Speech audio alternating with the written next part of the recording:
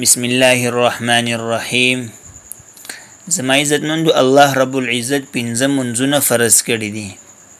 اوس په دې پنځه منځونه کې څه حکمت دی چې د سحرې 2 رکعات فرض منځ دی، د ماسپښین 4 رکعات فرض دی. په دې کې څه حکمت دی؟ دا یو عجیب سوال دی. په احیاء العلوم کې امام غزالی رحمه الله په دې باندې تشریح کړی دا او فرمایي چې منځونه پنځه دي خو ثواب یې د 50 منځونه دي. نو کله چې الله پاک آدم علیه السلام راکوس کو دنیا ته، نو دا په انډیا کې یو غر دی سرینگر نومې دی، مخکې سرندید نومو. نو په هغې باندې الله پاک آدم علیه السلام راکوس کو. نو آدم علیه السلام انتهایی یریدلی و او دا د انسان فطرت دی که انسان ډیر زیات هم بهادری، خو چې کله دی چې په یو دشتو او بیابان یوازیږي کې راکوس شي یا یوازیږي کې ولاړي، نو اسی انسان یریږي. نو آدم علیه السلام ډیر زیات یریدلی و. د هغې وجه دا وه چې تیاره وه ډیره زیاته، شپه وه، تکه توره تیاره وه. نو چې کله بیا رڼا شو، نو آدم علیه السلام وفرمایل الله ته په ما باندې 2 احسانات وکړل. اول خو دې را باندې دا احسان وکړو چې تا هغه تیاره هغه دې ختمه کړله، سبا شو، رڼا شو، دا احسان دې را باندې وکړو. او دویم دا چې شپه وه، تیاره وه، الله پاک تاسو د شرمخانو لیوګانو نه وساتلمه. نو الله پاک ته په ما باندې دا 2 احسانونه وکړل. نو د دې 2 احسانونو په وجه باندې هغه 2 رکعاته منځ وکړو چې د هغې د وجې نه سهار 2 رکعاته منځو فرض دی. په دې کې دا حکمت دی. هر چې د ماسپښین 4 رکعاته منځ فرض دی، نو د دې په باره کې راځي چې ابراهیم علیه السلام د ماسپښین منځ کړی دی. نو دا 4 رکعات دی. په دې کې د 4 رکعاتو کې دا حکمت دا دی چې کله ابراهیم علیه السلام د مسجد خیف سره نږدې هغه تیرېدو او اسماعیل علیه السلام روان کړی دی د ذبحې دپاره، نو هغه بیا وفرمایل الله پاک چې دی هغه بیا بچ کو. نو دا وفرمایل ابراهیم علیه السلام چې الله پاک ته په ما باندې 4 احسانات وکړل. اول خو دې را باندې دا احسان وکړو الله چې تا زما بچی چې دی هغه ته د مرګ نه بچ کو. او دویم دې را باندې دا احسان وکړو چې تا د جنت نه ګډ راولېږو. او دریم دې را باندې دا احسان وکړو الله پاک ته زما قرباني هم قبول کړه. او 4م الله پاک ته 4م دا احسان په ما باندې وکړو چې زما هغه خوب چې هغه ته رښتیا کو. نو د دې 4 وجو د وجې نه الله پاک دغه 4 رکعاته منځ چې فرض شوی باقي دا حکمت دی.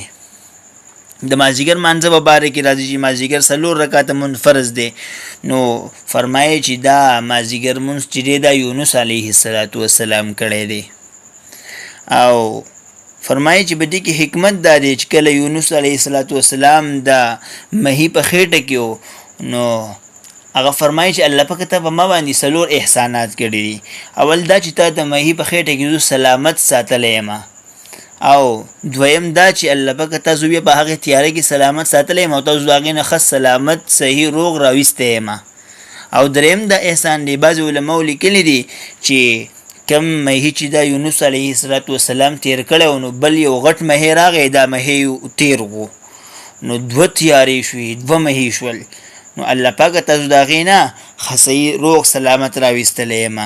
او 4م دې را باندې دا احسان کړی دی الله پاکه ته زما توبه قبوله کړې ده. اب فرمایل کنه لا اله الا انت سبحانك انی كنت من الظالمین. فرمایي چې دا څوک 3 پیرې مو وایي که نه د زړه د اخلاص ده. کوم انسان بعضې ټایم کې انساني فطرتي خلکو زړه خفوي، نو څوک دا 3 پیرې په شوق سره ووایي که نه د زړه نه، نو الله پاک وایي په هغه ټایم باندې زړه خوشحاله کړي. لا اله الا انت سبحانك انی كنت من الظالمین ډیر مجرب عمل دی. او د ماښام مانځه په باره کې راځي چې د ماښام منځ عیسی علیه السلام کړی دی. فرمایش د ماښام منځ چې 3 رکعاته فرض دی. په دې کې حکمت دا دی چې کله کافرانو هغه عیسی علیه السلام هغه مړ کول او حلالول وغوښتل، نو عیسی علیه السلام فرمایل چې الله پاک ته په ما باندې 3 احسانونه وکړل. اول دا چې دا یهودیان او دا عیسایان چې دي دخو عیسی علیه السلام ته الله پاک وی نعوذ بالله، نو الله پاک ته د دې رد په قرآن مجید کې وکړو. او دویم دا چې دو زما مور چې وه عیسی بن مریم علیه السلام هغې ته یې څه وی دا نعوذ بالله دا الله پاک دی نو هغې الله پاک ګڼو وایي الله پاکه ته د هغې رد مو په قرآن کریم کې وکړو او دریم دا احسان ته په ما باندې وکړو الله پاکه چې د دې دوو خبرو رد دی وکړو خپل الوهیت او خدایي دې ثابت کړه نو د دې دا درې حکمتونه د ماښام مانځه کې دي او هر چې دا سوتن منځ دی نو هغه هم 4 رکعاته منځ فرض دی د هغې په باره کې راځي چې بعضې اقوال هغه وایي چې د موسی علیه السلام کړی دی او بعضې وایي چې نه دا محمد صلی الله علیه وسلم کړی دی د موسی علیه السلام په باره کې راځي وایي کله چې هغه ته پیغمبري میلاو شوه او هغه په کوه طور کې را روانو نو موسی علیه السلام د قافلې سره روانو د په باره کې راځي چې موسی علیه السلام د ډېر زیات غیرتمند او بهادر او ډیر زیات غیرتمند چې دی هغه پیغمبر و